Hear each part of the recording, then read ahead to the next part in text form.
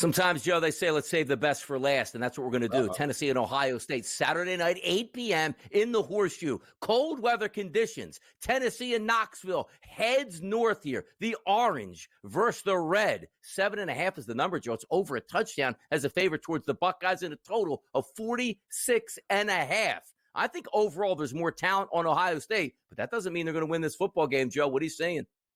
Yeah, well, we've seen a fluctuation in terms of the market too, Donnie. Sunday it opened up, or when they put out these college football playoff odds, we had 8.5. We saw it go down as low as 6.5, and now more money coming in and buying back on Ohio State under a key number of 7. It'll be 22 degrees in terms of the forecast. Ohio State does have 2 top 5 wins over Penn State and Indiana. They're at home, more dominant at home than potentially they are on the road, but I'm still going to take the points with Tennessee. I understand the quarterback inconsistency, maybe with Nico, but that tempo with the rushing attack, I think, could give the Ohio State defense some problems. They gave up a ton of yards to the Michigan rushing attack as well. When they lose games, I'm talking about Ohio State, they're allowing a lot of yards on the ground, and that's the MO of Tennessee. I don't think the cold weather bothers them. I'm going to strike the upset. Give me the points, and I'll take them outright, plus 220. Let's double down on this. If they do strike the upset, the Tennessee Volunteers, Ryan Day fired the next day. They said, hey, he's coming back. We give him he can't lose 2 straight games like that. No, that night, I don't even think he makes it past, the tunnel. Donnie, they're going to be after him, and that's another factor why, when you think about this game, right, the how tight he potentially could be if this is in the fourth quarter. That could be a big problem for Ryan Day. He has not called a great game plan in critical matchups. So I'll take the points with the more loose team. And Josh Heupel, I think, in an offensive mind, he'll have his team prepared.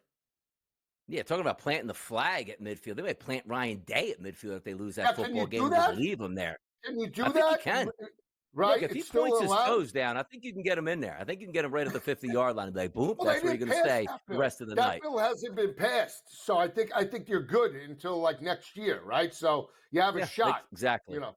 Could still plant people out there the way you do it. By the way, we're talking about orange, Joe. Let's get to some more orange here. Burnt orange versus regular orange. Texas and Clemson. 11.5 is the spread. Here's the favorite at the FanDuel Sportsbook towards the Longhorns in a total of 51.5 down in Austin. Is this a blowout, or Cade Klubnik and Dabo go, we're not even supposed to be here. We might as well win a game while we're here, though. Yeah, I don't know if I could take them plus the 11.5. Now, Klubnik played fantastic against SMU, 262, 4 touchdowns. They couldn't run the football consistently, and that's going to be an MO if they pull this game out, right? Clemson needs to run the football. Front 7-4, Texas very dominant. Again, that secondary is elite right now, just like Notre Dame, holding opposing offenses right in the area of about 53% completion percentage. I think they're going to have to push tempo to some capacity. I lean Texas, Donnie. I'm not going to bet the side, but I told you in the break, I love the total, 51.5. Clemson just can't go into this game running the football, and I think Texas at home does push tempo. Clemson, I think, will open it up once they trail. Give me points aplenty. I think we fly through the 51.5, Donnie. Any chances for the Texas Longhorns, since there is no tomorrow, if you don't win this football game, a quarterback change could be used in this game? Any ideas there? Yeah, I mean, think about this, right? So they lose to Washington last year in the semifinal playoff game, right? It's go big or go home. You lost your 2 big games to Georgia this year. We know that Quinn Ewers has battled. He's been battling injuries. If he starts out and let's say he throws 2 picks, and this game is in the fourth quarter, and you have third quarter, and you have Clemson within striking distance with the lead, you have to turn to the better quarterback or potentially a spark. He did it against Georgia earlier in the year. I would have to think that Sark turns to Arch in that type of situation, don't you? Yeah, no, look, and again, sometimes you're forced in. We've seen this, Joe, in big games. Like you talk about Alabama, Jalen Hurts and Tua Tagovailoa are going back and forth at that point. So it's about winning the football game, not the feelings of a player that you might have. And we'll see if that makes a difference. If we go up to State College on noon on Saturday, Joe, 25 degrees. SMU from Texas, those are cold conditions. Penn State opened at 7.5 at FanDuel. Now we see 8.5 here, a total of 53.5. James Franklin in a big game. You trust him here. It's the 8.5 point favorites, Joe. No, I like a lot of dogs this weekend, and maybe I'll get smashed, but I like SMU with the points. Again, I know they started slow against Clemson, but that front seven is very difficult to run on. They're allowing opposing offenses only 2.6, 2.7 yards per carry. They held Clemson to 62 yards. And again, if Penn State is going to win this game and win it by margin, they still need the rushing attack. They rushed for 292 against Oregon, but again, they need that type of effort, I think, to pull this game out against SMU. Playing at home, I think there's pressure for James Franklin. I'm going to take SMU. I think they have the mobile quarterback. They have the more consistent quarterback as well. Jennings over Aller. Never trust Drew Aller in a big spot. Give me SMU, and I wouldn't be shocked if they strike the upset in Happy Valley Saturday afternoon. Now, if they do strike the upset, you know what that means, Joe. New contract extension for James Franklin, wonderful program at this point. And also, let me ask you this question, too, on this. Smart move for Drew Aller to say, I'm coming back before this playoff game. You lose this playoff game. Boy, that's going to change a lot of minds on you actually coming back to the program, I would think.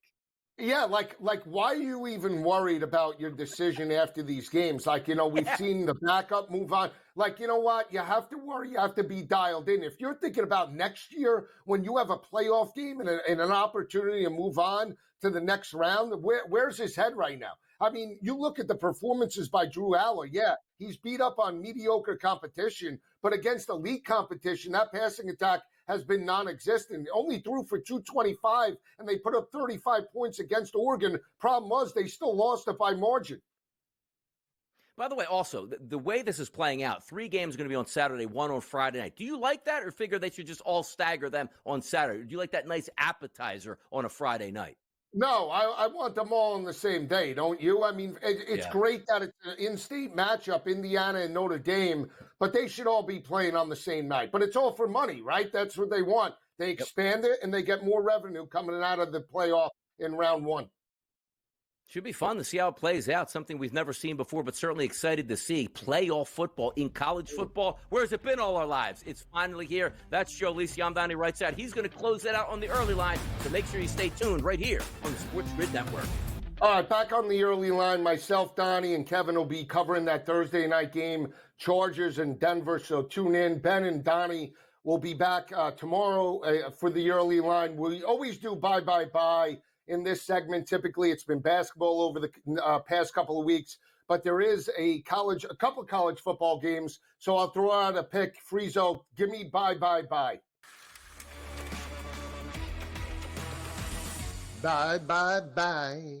So we have Western Kentucky and James Madison in one game. Western Kentucky really was a bad pick against Jacksonville State for me a couple of weeks ago in the conference championship game.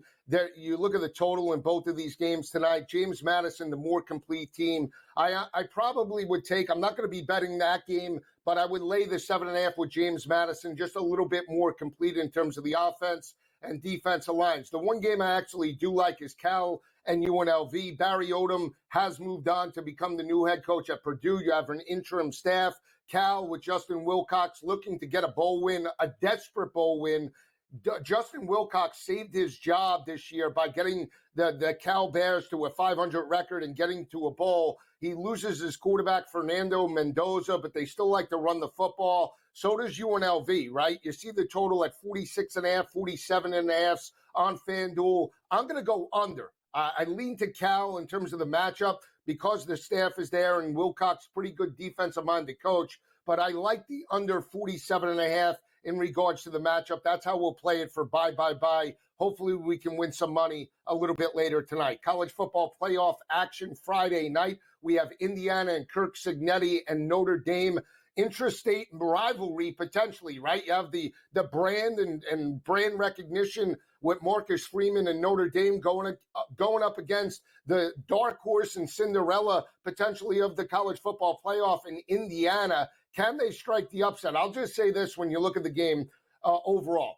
Indiana will have to win the turnover battle. They're going to have to jump up first, I believe, and really put the pressure on Riley Leonard. That is the key for Indiana to potentially pulling out this game. They do have a veteran quarterback in terms of Curtis Rourke. You look at Indiana overall, plus 14 in turnover margin. That is great. That's a great asset to have heading into this road matchup. the other factor as well is, Cignetti has coached in terms of the FCS playoffs. He's a battle-tested coach, prep, and the extra week off, potentially you would give the edge maybe to the underdog in Indiana going up against a big dog and Marcus Freeman in that defense. So I like Indiana plus the points. As long as it stays over 7.5, I'm going to take the points with Indiana. Wouldn't shock me if they do strike the upset. I will say 51.5 is a little bit high in terms of the matchup. There's potential snow showers in the forecast, very cold atmosphere. Give me under Indiana and Notre Dame as well. So I'm taking the points going under. I'll just give this factor as well. Big picture, if Notre Dame does win, but let's say doesn't cover and moves on. Notre Dame right now has won 10 straight games heading into this game, right? They've won those games by an average margin of victory of right in the area of about 34.5 points per game. That secondary is as good as any secondary in the nation right now, and that's potentially what could propel Notre Dame to a top or Final Four ranking or seeding as this playoff plays out. They've held opposing quarterbacks right now to 48% completion percentage. That is one of the best in the nation. They've only given up 9 passing touchdowns all season long. Very opportunistic as well. One of the best turnover margins in the nation. 17 interceptions on the year. They had 2 pick sixes against USC. They bring that type of effort against Curtis Rourke and Indiana's offense could be very difficult. But again, I still think Indiana will slow the tempo down, force this game into the fourth quarter, and put the game on Riley Leonard's shoulders, and we'll see if Notre Dame can pull it out. That is the MO right now of Notre Dame. They want to run the football, stay in manageable third down situations with Leonard. If he's forced to play from behind, double-digit deficit, or forced to play from behind in the fourth quarter, that could be a recipe for Indiana knocking off the Notre Dame Fighting Irish.